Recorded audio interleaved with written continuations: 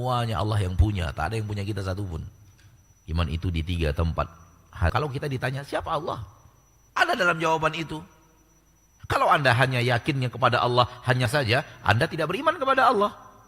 Tapi kalau jawabannya salah, gimana akan lulus ujian? Kita akan berbicara tentang zat yang tak ada lisan manapun yang mampu memujinya sebagaimana yang pantas untuk dia dapatkan. Alam ini, Pak.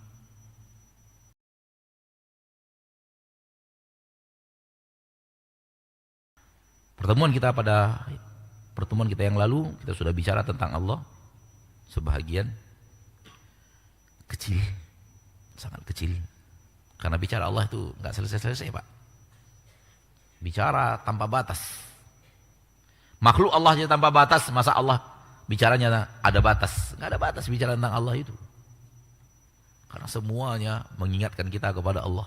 Semuanya mengantarkan kita kepada Allah. Semuanya Allah yang punya. Tak ada yang punya kita satupun. Mata kita ini bukan punya kita, punya Allah. Allah sedang berikan kepada kita, pakailah. Tangan kita ini bukan tangan kita ini. Tangan milik Allah. Allah katakan, pakailah. Saya buatkan untukmu. Harta kita bukan milik kita. Milik Allah. Semua yang ada di langit dan di bumi ini milik Allah. Kita tinggal pakai, dipinjamkan.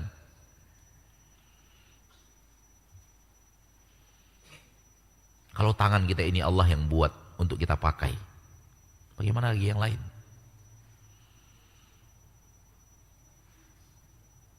Kalau jari jemari kita ini, terutama 2 jempol ini, milik Allah. Allah pinjamkan kepada kita. Maka gunakan untuk hal yang diridhoi Allah. Ketika ngetik-ngetik itu. Ketika ngeklik itu.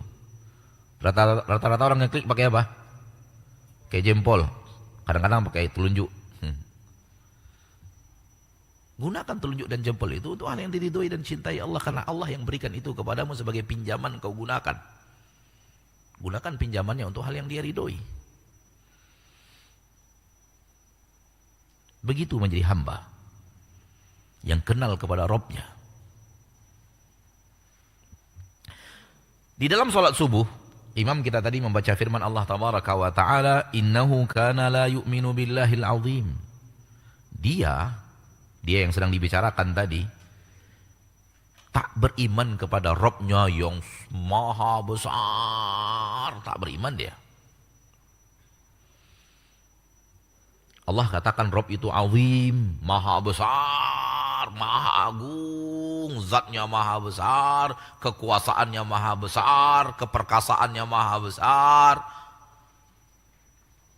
Tak ada yang lebih besar dari Allah. Tak ada yang lebih mulia dari Allah. Tak ada yang lebih agung dari Allah. Tak beriman dia. Dia katakan nggak ada, Rabb itu nggak ada. Itu dia ateis.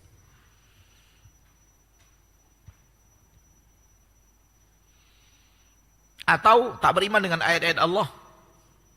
Walau tak ateis. Saya beriman dengan Allah, tapi ayat-ayatnya saya tidak beriman. Hukum ini saya tak beriman, hukum ini saya tidak beriman, hukum ini saya tidak beriman.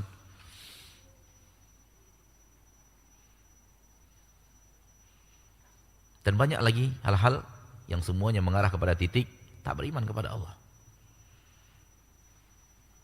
Maka kalau ingin selamat di akhir, kita harus beriman kepada Allah dengan sebenar-benar iman.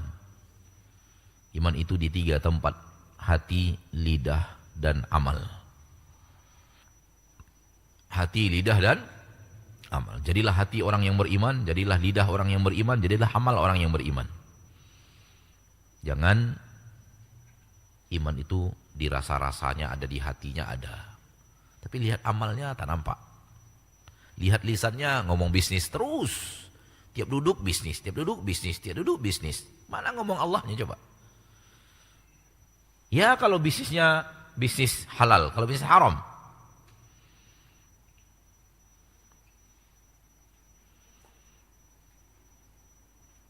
Maka orang yang beriman itu nampak di hatinya, nampak di perkataannya, nampak di amalannya. Itu baru orang yang beriman. Lisan Nabi kata para sahabat, yadhkurullah fi kulli ahwanih.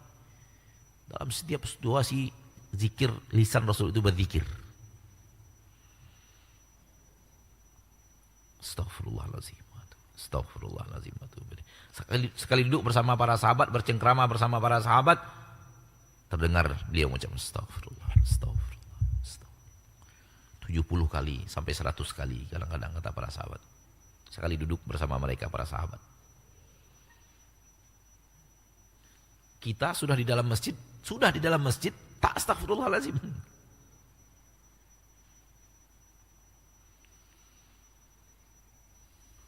Baik. Bahasan kita yang lalu, bagi antum yang hadir dan sekarang hadir lagi, kita bicara tentang orang-orang yang ketika ditanya siapa Allah, tak benar jawabannya. Lalu kita buatkan mengenal 3 tauhid agar kita tahu siapa Allah, sehingga kita benar menjawab kalau kita ditanya siapa Allah. Kemarin belum kita simpulkan, kita hanya bicara 3 tauhid. Kalau ditanya siapa Allah, 3 tauhid itu harus lengkap. Ketiga-tiganya. Jangan hanya tauhid rububiyah. Seperti kaum jahiliyah. Seperti contoh anak-anak sekolah Islam Pekanbaru yang saya praktekkan kepada mereka, jawabannya semuanya rububiyah. Mana asma wa sifatnya? Mana uluhiyahnya? Tak ada dalam jawaban itu. Kalau Anda hanya yakinnya kepada Allah hanya rububiyah saja, Anda tidak beriman kepada Allah. Karena untuk beriman kepada Allah 3 unsur.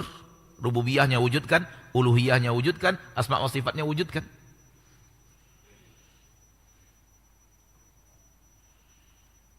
Baik. Pada kesempatan yang berbahagia ini, saya mencoba untuk sesimpel mungkin siapa Allah. Karena bicara Allah sebenarnya nggak simpel.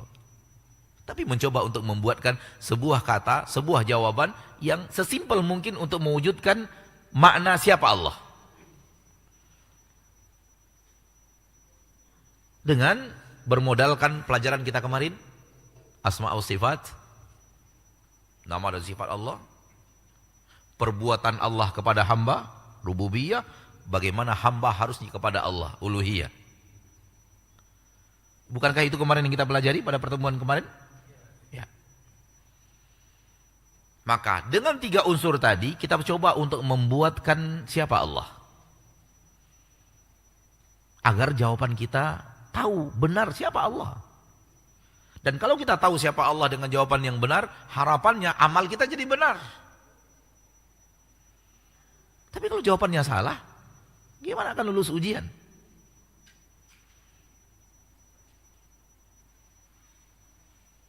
Aqul, saya katakan, wabillahi aqul, dengan bersandarkan kepada Allah saya berbicara. Wabihi asulu ajul. Karena ini definisi ter di permukaan bumi. Tak ada lagi lebih hebat daripada Allah. Maka ini definisi tentang zat yang maha hebat, maha kuasa, maha bijaksana, maha pengasih dan penyayang. Kita puji dengan pujian lisan kita sehebat-hebatnya, Allah lebih hebat daripada itu.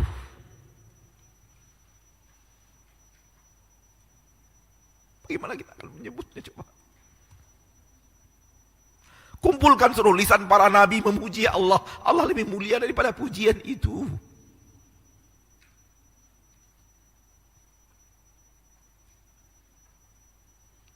Bagaimana kita akan berbicara tentang zat yang tak ada lisan manapun yang mampu memujinya sebagaimana yang pantas untuk dia dapatkan. Sekarang kita mau berbicara tentang Allah dalam kalimat yang simpel. Simpel bagaimana? Tak bisa disimpelkan sebenarnya. Kalau ingin bicara Allah,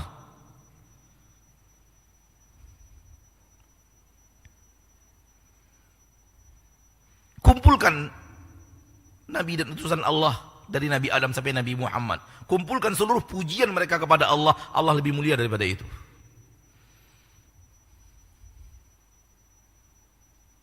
Bayangkan saudaraku.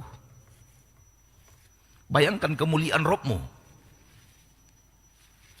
Dan bayangkan perilakumu kepada Rabbmu.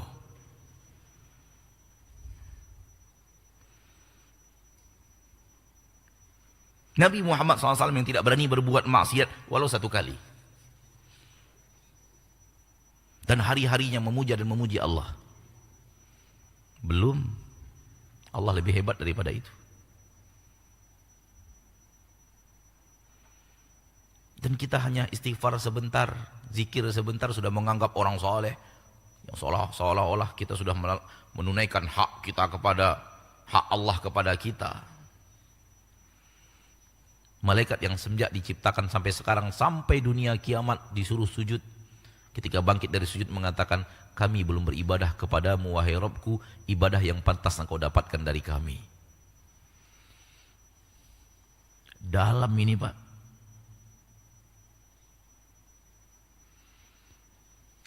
Inilah Allah yang mau kita bicarakan.